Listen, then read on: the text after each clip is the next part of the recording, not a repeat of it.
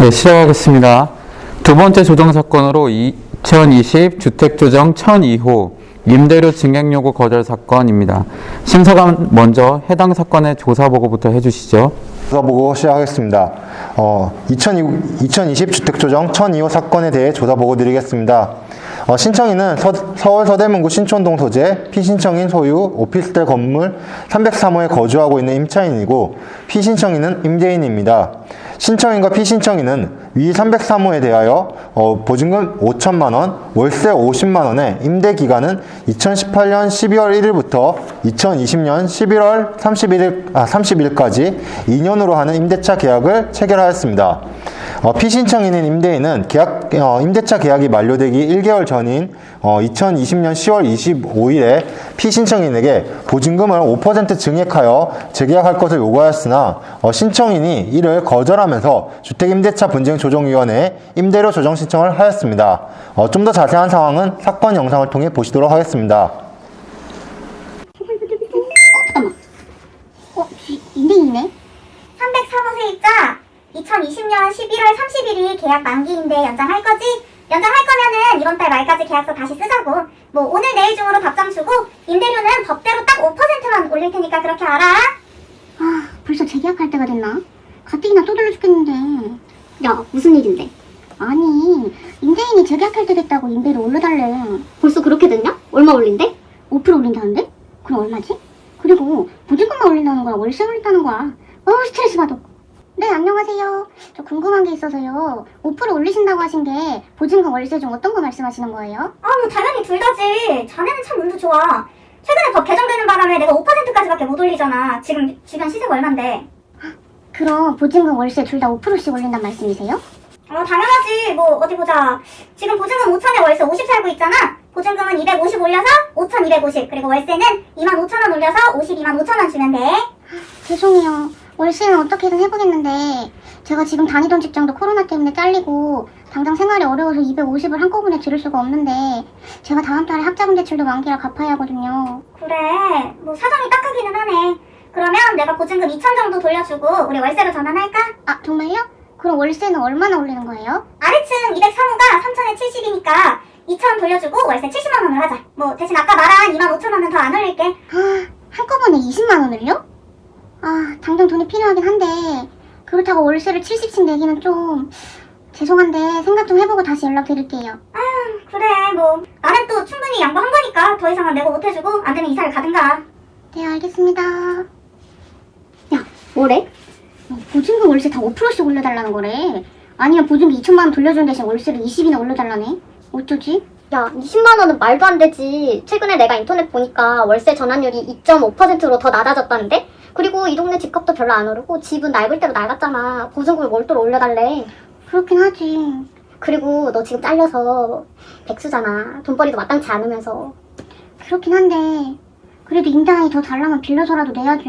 아니, 지금이 1980년대 같은 소리를 하고 있어. 불합리한 보증금 증액 요구나 월세 전환 요구는 너도 거절할 수 있어. 이건 네가 협상을 해야 하는 거지 일방적으로 받아들여야 하는 그런 게 아니라고. 그래? 그럼 어떻게 해야 되는데? 주택임대차분쟁조정위원회라는 게 있어. 거기에 임대료 조정 신청을 해봐. 그럼 한번 해볼까? 근데 임대인이 동의해줘야 한다니까 일단 말씀은 드려봐.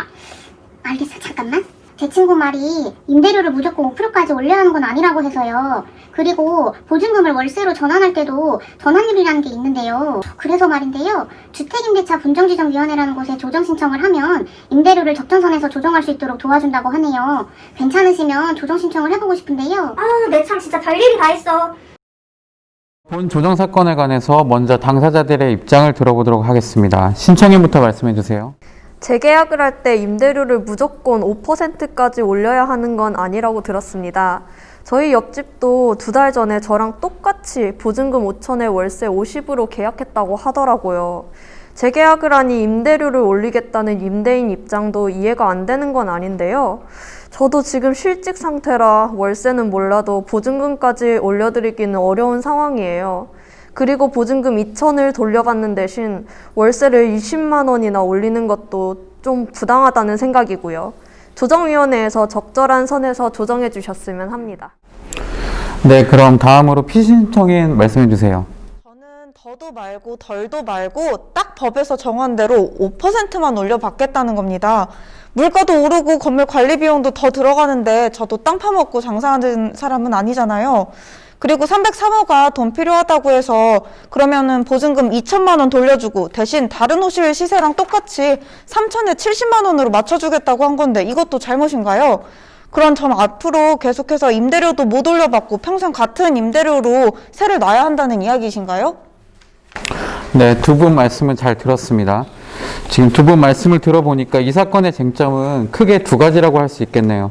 첫 번째는 임대료 증액 문제로 임대차 계약이 만료돼서 재계약을 할 때 임대료를 얼마나 증액할 수 있는지입니다. 두 번째는 보증금 월세 전환 문제입니다. 임대인이 임차인의 동의 없이 일방적으로 보증금 중 일부를 월세로 전환할 수 있는지와 전환 비율을 어떻게 적용해야 하는지입니다. 이번 모의분쟁조정위원회에서는 시민조정위원들도 참여하고 계신데요. 이제 시민조정위원들의 조정에 관한 의견을 들어보도록 하겠습니다.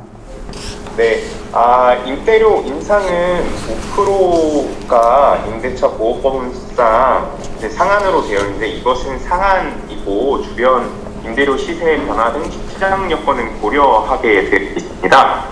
그래서 이제 아까 전 첫 번째 사례에서도 마찬가지로 소비자 물가 상승률이 2019년에 0.4%였고 그 최근 1년간 2019년 7월부터 1년간 주거비 물가 지수가 1.1 상승한 것으로 조사를 해봤습니다. 그래서 그것에 따르면 법정 상한선인 5%를 적용하는 것은 부적절하다고 보이고요. 그래서 합의되는 선에서 조정이 되면 좋겠습니다. 없다고 생각이 들고, 그리고 방금 사례를 들었을 때 코로나 때문인지 모르겠지만 어쨌든 실직을 하셨다고 하셨는데 그런 이제 경제 변동 상황들을 고려해서 한 번도 그런 적은 없지만 오히려 가격 청구를 할 수 있는 사례가 아닌가라는 생각이 저는 듭니다. 그리고 두 번째 사례 같은 경우는 지금 5,250에 월세 52만 5천 원도 받으려고 하시는데 그거 대신에 오히려 보증금 3천에 월세 70을 받을 수 있다 이렇게 얘기하셨는데 이거를 제가 제 계산은 정확하지는 않지만은 그 전환율을 계산을 해보니까는 10%를 넘어서도 되는 것 같은데 그 서대문구 2020년 8월 기준으로 찾아보니까 5.2%인가 그 정도밖에 전환이 될 수밖에 없다고 나와 있는 것 같아요. 그래서 그런 점에서 이 전환비를 너무 과도한 게 아닌가라는 생각이 듭니다. 네, 시민위원들께서 주신 조정의견 감사합니다. 이 사건에 적용될 관련 규정에 대해서부터 먼저 설명을 해주시죠. 먼저 임대료 증액과 관련된 규정입니다. 주택임대차보호법 제7조 규정에 대한 판례를 살펴보면 대법원은 위 규정은 임대차 계약의 존속 중 당사자 일방이 약정한 차임 등의 증감을 청구한 때에 한하여 적용되고 임대차 계약이 종료된 후 재계약을 하거나 또는 임대차 계약 종료 전이라도 당사자의 합의로 차임 등이 증액된 경우에는 적용되지 않는다라고 판시하고 있습니다. 정리하면 임차인이 계약갱신 요구권을 행사하여 임대차 계약이 갱신된 경우나 임대차 계약 도중에 임대인이 차임 증액 청구를 한 경우에만 5%의 상한선 적용을 받게 되고 이와 다르게 임대인과 임차인이 합의로 재계약을 하는 경우에는 상한선의 적용을 받지 않습니다. 네, 그럼 본 사건은 계약 만료가 얼마 남지 않은 사건이니까요. 임차인이 계약갱신권을 행사할 수 있는 상황인지, 그리고 실제 계약갱신권을 행사했는지, 마지막으로 임대인이 갱신을 거절할 만한 사유가 있는지부터 먼저 좀 확인을 해봐야겠습니다. 임차인의 계약갱신 요구권은 임대차 기간이 끝나기 6개월 전부터 1개월 전까지의 기간 내에 행사를 해야 하는데요. 마침 본 사건은 계약 만료가 11월 30일이어서 마침 오늘이 딱 그 한 달 이전이네요. 신청인은 피신청인에게 계약갱신권을 행사한 사실이 있습니까? 아니요. 그런 게 있는지도 몰랐네요. 어떻게 하면 되는 거죠? 지금 주택임대차보호법 상으로는 계약갱신권을 행사하는 방법에 관해서는 특별하게 제한이 없습니다. 구두로도 가능하고 문자, 전화, 내용 증명 등의 방법으로도 가능합니다. 그렇다면 지금 이 자리에서 행사하도록 하겠습니다. 계약을 2년 더 갱신하도록 하겠습니다. 그럼 피신청인 갱신을 거절할 만한 특별한 사유가 있으신가요? 주택임대차 보호법에 규정된 갱신거절 사유로는 차임 연체, 부정한 임대나 무단 양도, 전매, 주택의 파손이나 멸실, 철거나 재건축, 임대인의 실거주 등이 있습니다. 아니요, 뭐 그런 건 특별히 없기는 한데 아니 아무리 그래도 지금 여기서 갑자기 갱신을 하겠다니 무슨 이런 경우가 다 있습니까? 네, 방금 전에 말씀드린 대로 계약갱신권의 행사 방법에는 제한이 없기 때문에 지금 구두상으로 신청인께서 행사하더라도 행사의 효력은 있습니다. 네, 그럼 임차인이 계약갱신권을 행사하여 임대차 계약이 갱신되어서 임대료 증액 시 5%의 상한선이 적용된다는 점을 전제로 다시 심사관의 설명을 듣도록 하겠습니다. 심사관, 5% 상한선이 적용된다는 것은 구체적으로 어떤 의미이고 실제 임대료를 얼마나 증액할지 결정하는 데 적용되는 기준은 무엇인가요? 5%는 그야말로 상한선, 즉 종전 임대료의 5%를 초과해서 임대료를 증액할 수 없다는 것을 의미합니다. 따라서 무조건 5%까지 올릴 수 있는 것은 아니고 5%의 범위 내에서 임대인과 임차인이 협의를 하여 정해야 할 사안입니다. 그리고 갱신 시 임대료 증액과 관련하여 아직까지 적용할 만한 구체적인 기준이 마련되어 있지는 않은 것으로 파악이 됩니다. 해외에서는 지자체 차원에서 정기적으로 비교 임대료, 표준 임대료, 임대료 가이드라인 등 그 지역의 통상적인 임대료 수준을 발표해서 이를 임대료 조정에 활용하고 있고, 국내에서도 상가 임대차의 경우 서울시 상가 임대차 분쟁 조정위원회에서는 서울시 통상 임대료를 활용해서 임대료 조정안을 제시하고 있는 것과는 비교가 됩니다. 아까 말씀드린 대로 주택임대차보호법 제7조 제2항에서 광역지자체별로 지역별 임대차 시장 여건 등을 고려해서 5%의 범위에서 증액 청구의 상한을 조례로 달리 정할 수 있도록 규정은 하고 있지만 아직까지 조례가 제정되지는 않은 상황입니다. 네, 그렇군요. 그럼 인근 지역의 임대료 수준이나 다른 참고할 만한 지표를 조사한 것이 혹시 있나요? 네, 먼저 소비자 물가 상승률을 살펴보면 본건 임대차 계약이 체결된 2018년 대비 2020년 물가 상승률은 2.2%입니다. 다음으로 한국감정원이 매월 발표하는 월세 통합 지수에 따라서 최초 임대차 계약과 가까운 시점인 2018년 9월과 재계약에서 가까운 시점인 2020년 9월을 비교해보면 지난 2년간 단독주택 월세 지수 변동률은 플러스 0.07%이고 좀 더 기간을 확대해보면 3년간 마이너스 0.3%, 4년간은 마이너스 0.5%로 실질적으로 4년간 거의 변동이 없거나 월세가 미세하지만 약간 하락하는 추세였습니다. 이 추세를 고려할 때 향후 1, 2년간은 이 지역 단독 다가구 주택의 월세 변동은 거의 없으리라고 예측이 됩니다. 마지막으로 민간임대주택 특별법에 따라서 100세대 이상 민간임대주택 단지에 적용되는 임대료 상한선인 주거비 물가지수, 주거비 지수를 살펴보도록 하겠습니다. 2015년부터 2020년까지 5년 동안 매년 9월 주거비 물가지수는 다음과 같습니다. 특히 본 사건의 최초 임대차 계약 체결 시점과 가까운 2018년 9월 가장 최근에 발표된 2020년 9월의 주거비 지수를 비교해보면 2.4%의 상승이 있었습니다. 네, 심사관이 조사한 지표상으로는 본 사건에서 최초 임대차 계약 체결 시점과 현재 시점 사이에 대략 0.7에서 2.4% 상승이 있었군요. 그럼 다음으로 보증금 월세 전환에 대해서 조사한 내용을 보고해 주시죠. 네, 보증금의 월세 전환에 관한 규정을 살펴보면 다음과 같습니다. 최근 보증금 월세 전환율에 대한 주택임대차보호법 시행령이 개정이 되면서 기준금리 연 0.5%에 연 2%포인트를 더한 2.5%가 적용이 됩니다. 위 전환율은 주택임대차보호법 시행령 부칙에 따라서 2020년 9월 29일 현재 존속 중인 임대차 계약에 대해서도 적용이 되는데요. 본 사건의 경우 만약 보증금 2천만 원을 월세로 전환할 경우 2천만 원 곱하기 2.5%를 12개월로 나눠서 즉 월세 41,666원으로 전환이 가능합니다. 뭐라고요? 겨우 4만 몇천 원이요? 제가 지금 다른 호실에는 전부 보증금 3천에 월세 70을 받고 있는데 이게 말이 됩니까? 자, 피신청이 진정하시고요. 그 보증금의 월세 전환은 임대인, 임차인 모두가 동의해야 가능한 것이고 그럴 때만 2.5%의 전환율이 적용되는 것입니다. 그러니까 임대인은 이 정도 전환율로는 월세로 전환하기는 어렵다는 입장이신가요? 네, 그럼요.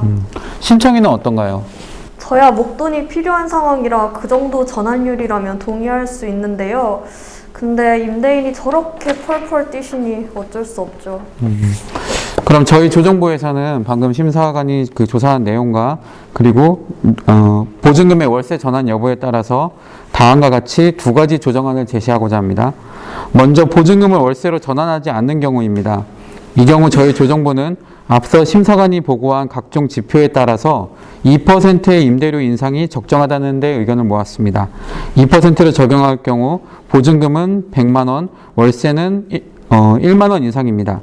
다만 신청인이 현재 실직 상태여서 당장 100만 원도 큰 부담인 점과 피신청인에게도 100만 원 인상이 큰 실익은 없을 것으로 보이는 점 등을 고려해서 보증금은 올리지 않는 대신에 월세를 1만 원 더 인상해서 보증금 5천만 원, 월세 52만 원에 재계약하는 것을 권고드립니다. 다음으로 보증금 2천만 원을 월세로 전환하는 경우입니다. 이 경우 앞서 설명한 대로 2.5%의 전환율 적용 시 월세 41,666원 인상이 가능하고 여기에 앞서 보증금을 올리지 않고 월세를 2만 원 인상하면 보증금 3천만 원에 월세 56만 1,666원이 가능할 것입니다. 다만 보증금 월세 전환은 임대인, 임차인 모두의 동의가 있어야 가능한 것인데 현재 임대인인 피신청인이 동의하지 않는 상황이므로 목돈이 필요한 신청인이 조금 더 양보해서 보증금 3천만 원에 월세 57만 원에 재계약하는 것을 권고드립니다. 두 가지 조정안에 대해서 당사자의 의견은 어떠신가요? 먼저 피신청인 의견부터 들어보겠습니다. 네, 저는 5%까지는 무조건 올릴 수 있을 줄 알았는데요. 그리고 보증금을 월세로 전환할 때 전환율이 있다는 것도 저는 오늘 처음 알았습니다. 하지만 두 번째 안은 다른 세입자들하고 형평상 수용하기가 좀 어려울 것 같은데요. 첫 번째 안도 지금 새로 세를 놔도 5천에 55만 원은 받을 수 있는데 55만 원은 받아야 할 것 같습니다. 저도 땅 파서 장사하는 건 아니잖아요.